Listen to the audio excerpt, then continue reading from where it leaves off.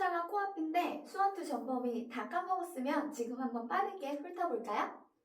먼저 수1에서 나온 거. 수1에는 지수랑 로그랑 삼각함수랑 수열이 나오죠? 지수에는 뭐가 중요했지? 지수에서는 자, y는 a의 x제곱 그래프에서 a가 0과 1 사이냐 아니면은 a가 1보다 크냐에 따라서 그래프 개형이 두 가지로 나눴었어. a가 0과 1 사이면 이렇게 감소하고 a가 1보다 크면 증가하는 그래프죠. 이때 중요한 것이 바로 1 이거 지난다는 거 까먹으면 안 되고, 그 다음에 이 지수에서 한 가지 절대로 조심해야 되는 게 있는데 그게 뭐냐면 y는 a의 x제곱을 우리가 이렇게 t로 치환을 해서 방정식을 풀어가는 경우가 있죠. 그래서 t라는 것을 구했다고 했을 때 이 a의 x제곱은 항상 0보다 큰 범위에 있기 때문에 t가 0보다 크다는 걸 절대 까먹으면 안 돼요. 그래서 t에 관한 2차 방정식으로 근을 구한다고 했을 때 그 t가 0보다 큰지 확인을 한번 꼭 해주는 작업이 필요했었죠. 그 다음에 로그 같은 경우에는 y는 로그 ax,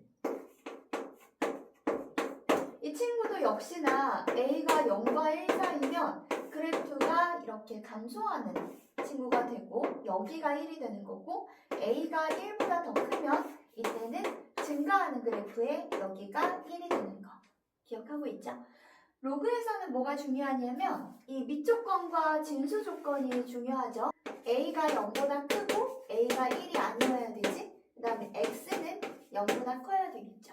그래서 로그에서는 어떤 방정식 근을 구하고 나서 걔가 만약에 밑이나 진수에 있는 문자라면 밑조건과 진수 조건을 만족하는지 꼭 한 번 더 확인을 해줘야 됩니다. 그 다음에 삼각함수는 뭐 그래프만 제대로 기억하면 웬만한 문제는 다 풀 수 있어요. 물론 뭐 여러 가지 다른 조건들이 필요하긴 하겠지만 빠르게 훑고 넘어가는 거니까 혹시 그래프 까먹었을 수도 있으니 빠르게 그래프만 확인해보면 사인은 0부터 시작해서 1-1을 최대값 최소값으로 하고 주기는 2파이로 하고 있는 이런 그래프가 되겠죠. 코사인은 똑같이 8칸의 그래프를 그려준다고 했을 때 최대값과 최소값 1과 마이너스 1이라고 보고 여기 2파이를 했을 때 1에서 시작해서 0, 마이너스 1, 0, 1 이렇게 생긴 그래프예요. 그래서 사인은 여기를 y축이라고 하면 얘가 이렇게 해서 이렇게 가니까 원점 대칭의 그래프가 만들어지고, 코사인은 여기를 y축이라고 했을 때 여기를 기준으로 이렇게 생겼으니까 y축 대칭인 우함수가 되겠죠. 그래서 기함수랑 우함수의 성질을 이용할 수 있다는 거. 그 다음에 탄젠트는 어떻게 생겼나? 탄젠트는 y축을 기준으로 해서 주기가 파이였어. 주기가 파이니까 양쪽에 파이의 반빅만큼 2분의 파이만큼 마이너스 2분의 파이만큼 잡아서 하나의 주기를 이렇게 만들어주면 얘가 바로 탄젠트 그래프가 되는 거였어요. 수열에서는 등차 수열, 등비 수열, 그리고 갖가지 수열들이 있는데 기본적으로 등차 수열과 등비 수열의 일반항과 부분합 공식은 잘 기억하고 있어야 되겠죠. 등차 수열의 경우에는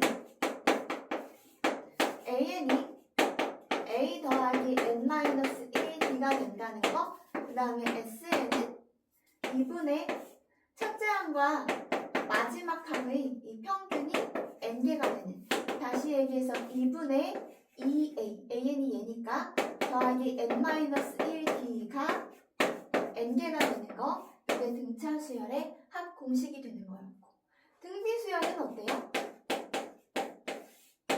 등비 수열의 a는 a 곱하기 r을 n-1번 곱해주는 거죠. 등비 수열의 합 공식은 잘 기억해야 돼. 두 가지가 있었지. 먼저 r이 1이 아니라면 r-1분의 a의 r의 n제곱 마이너스 1인데 r이 만약에 1이라면 an이 되는 게 등비 수열의 공식이었어요. 이거 말고 뭔가 좀 더 기억한다면 시그마 k가 2분의 n 플러스 1이 된다는 거, 시그마 k 제곱은 6분의 n 플러스 1 2n 플러스 1이라는 거, 그 다음에 시그마 k 세제곱은 2분의 n 플러스 1의 기억해주면 좋겠죠. 자, 빠르게 수원을 훑어봤습니다. 자, 이번에는 수투 한번 훑어볼까요? 수투에는 뭐가 나오지? 수투는 극한, 연속, 그 다음에 미분, 그리고 적분 나와요.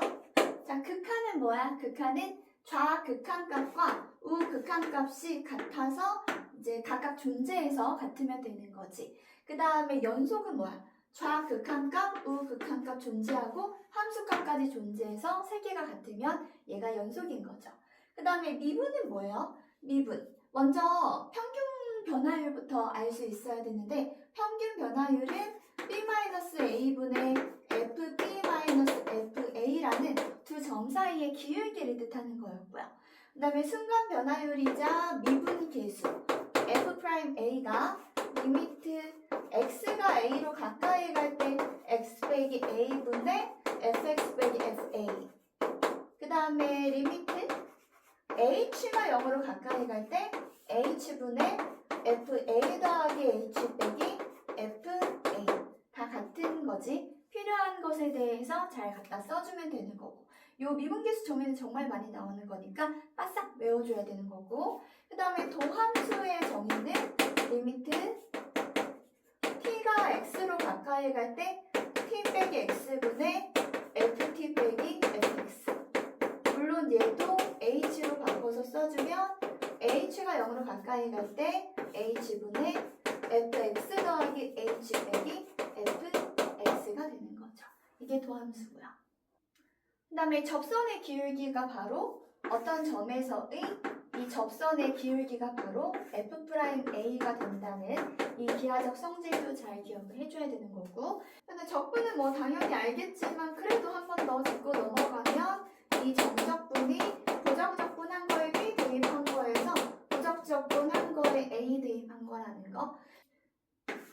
만약에 얘가 f고 얘가 g라고 했을 때 이걸 알파, 이거를 베타, 이거를 감마라고 하면 인테그랄 알파부터 감마까지 f 빼기 g라는 함수 dx를 하면 얘를 f라고 했을 때 이 부분은 이거의 넓이가 나오겠죠. 위에서 아래 걸 뺀 거니까 넓이 그대로 나오는데 이 부분은 위에서 아래 걸 빼면 이게 사실은 아래에서 위에 걸 뺀 거니까 음수 부분이 나오거든요. 그래서 각각의 넓이를 S1, S2라고 하면 얘는 S1 빼기 S2가 나온다는 거. 내가 넓이가 필요하면 그때는 구간을 나누어서 위에서 아래 거, 위에서 아래 거 적분해줘야 되는 거지. 무슨 얘기냐? 만약에 내가 S1이 필요하다. 그러면 이미 위에서 아래 거 알파부터 베타까지 위에가 노란색 F고 아래가 G니까 DX 이렇게 해주면 넓이가 나오는 거고, 여기서도 S2의 넓이가 필요하다면 이때는 위에 있는 함수가 G니까